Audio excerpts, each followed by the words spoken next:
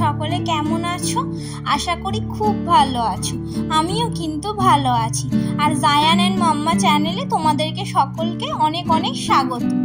সকাল থেকে ভিডিওটা আমি তোমাদের সাথে স্টার্ট করে দিয়েছি। সকাল সকাল ঘুম থেকে উঠেই আমি বেডরুমটা ভালো করে গুছিয়ে নিচ্ছি। আর এখন আমার বাড়িতে আমার মা আর আব্বু এসেছে, তাই মা আর আব্বু আমার ছেলেকে ওদিকে খাওয়াচ্ছে আর আমি এখানে ভালো করে বেডরুমটা ক্লিন করে নিলাম। তারপরে চলে এসেছি ব্যালকনিতে, কারণ জামা কাপড় বেশ ভালোই আছে।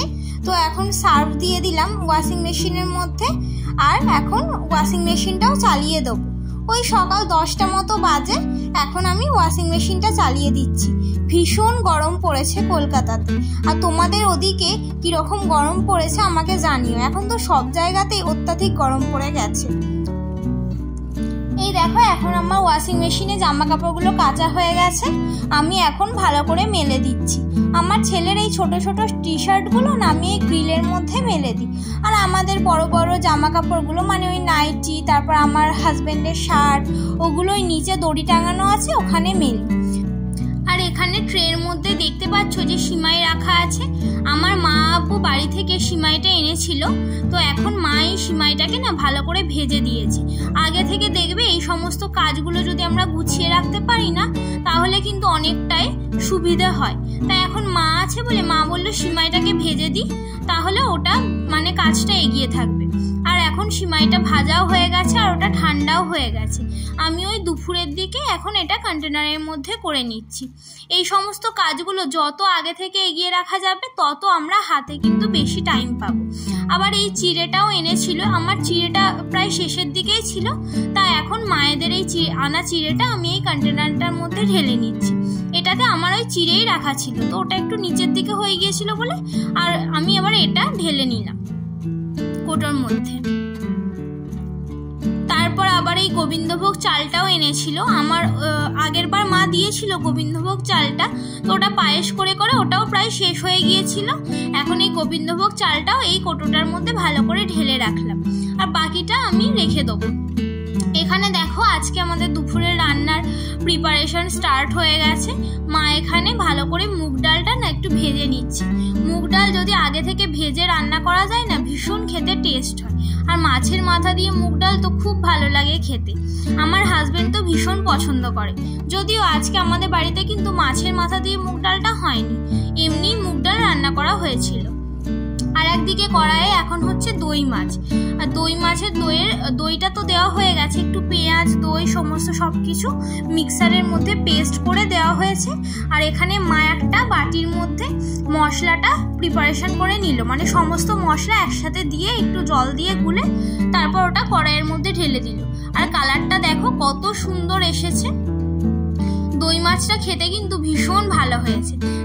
যেহেতু এটা আগের দিনের ভিডিও আর আমি এডিটটা পরে করছি, তাই আমি বলতে পারছি খুব সুন্দর হয়েছিল। সাধারণত আমরা দই মাছটা রান্না করলে না, মানে আমি দই মাছটা রান্না করলে এতটা টেস্ট হয় না। মা যতটা সুন্দর করে দই মাছটা রান্না করে দিয়েছিল, ভীষণ ভালো হয়েছিল, মানে মাংসের স্বাদকেও হার মানাবে। তো যাই হোক, এখন অনেকটাই মানে দই মাছের গ্রেভিটা তো খুব বেশি হয় না, একটু মাখা মাখাই হয়। তো ওই বাটিটা ধুয়ে আবার এখানে কড়াইয়ের মধ্যে ওই জলটা দিয়ে দেওয়া হলো। আর এখানে না ওই ডালটা যে সিদ্ধ করে রাখা হলো, ওই ডালটা এখন আবার এখানে একটু তেলে পেরে নেওয়া হচ্ছে। তারপর আমি এদিকে চলে এসেছি একটু আলু কাটতে, কারণ মাংস ছিল আগের দিনে। ওই মাংসটা নেই, একটু আলু দিয়ে একটু ভাজা ভাজা করে নেবো। মাংস আলু ভাজা খেতে কিন্তু ভীষণ ভালো লাগে। তোমাদের কেমন লাগে আমাকে অবশ্যই জানিও। আমি তো খুব ভালোবাসি মাংস দিয়ে আলু ভাজা খেতে। আমি মাংসটা কড়াইয়ের মধ্যে চাপিয়ে দিয়েছি, তারপরে আলুটা কাটছি। মাংসটা একটু গরম হয়ে গেলে তারপরে ওর মধ্যে আমি আলুটা দিয়ে দেবো। আর মাংসটাতে না আগে থেকে যেহেতু নুন দেওয়া আছে, তাই আমাকে খুব বেশি মশলা তো দিতেই হবে না। আলুটার জন্য আমি সামান্য নুন দিয়েছিলাম। যেহেতু মাংসটা একদম রান্না করা, ওর মধ্যে দিয়ে আলুটা ভাজা হচ্ছে, তাই খুব বেশি কোনো মশলারই প্রয়োজন তো নেই। নুনটা ওই আলুর জন্যই দিতে হলো। তারপর সমস্ত রান্না বান্না কমপ্লিট করে আমি এখানে কিচেনটা ভালো করে ক্লিন করে নিচ্ছি। ক্লিন মানে এই ঝাড় দেওয়া, মোছা, এটা তো আমাকে করতেই হবে প্রত্যেকদিন রান্না বান্নার পরে। এখন ভালো করে আমি এই কাজটা করে নিচ্ছি। তারপর আমি চলে এসেছি এখানে ইফতারের প্রিপারেশন করতে। অলরেডি অনেক ফ্রুটস আমাদের কাটা হয়ে গেছে, আর এখানে আমি একটা থালা গুছিয়ে নিচ্ছি আর সেটাই তোমাদের সাথে শেয়ার করছি।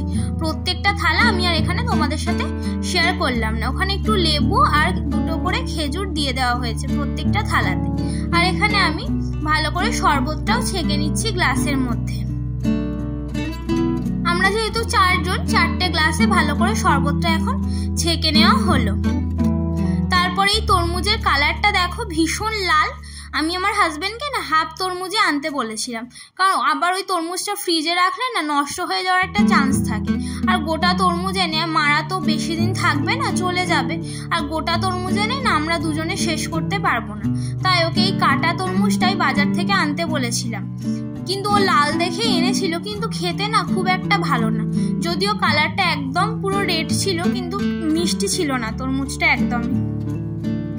আর এই গরমের মধ্যে এই তরমুজ খেতে কিন্তু ভালোই লাগে, আর স্বাদটা যদি ভালো না আসে তাহলে আবার কিন্তু ভালো লাগে না। তো আমি এখন এই তরমুজটাও প্লেটের মধ্যে ভালো করে কেটে রেখে দিলাম। তারপরে আজকে আর বাড়িতে কোনো রকম আমরা ভাজা পোড়া করিনি, কিন্তু আমার ছেলে মোমো খাবো করছিল বলে আমার হাজবেন্ড 2 প্লেট মোমো নিয়ে এখানে চলে এসেছে।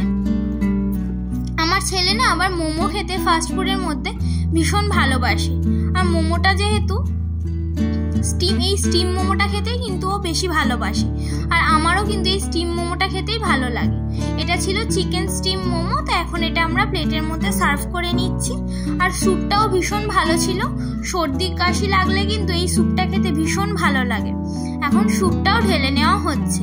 তো আজকের ভিডিওটা তোমাদের কেমন লাগলো অবশ্যই জানিও। ভালো লাগলে চ্যানেলটা সাবস্ক্রাইব করে আমার পাশে থেকো। আজকের মতো বাই।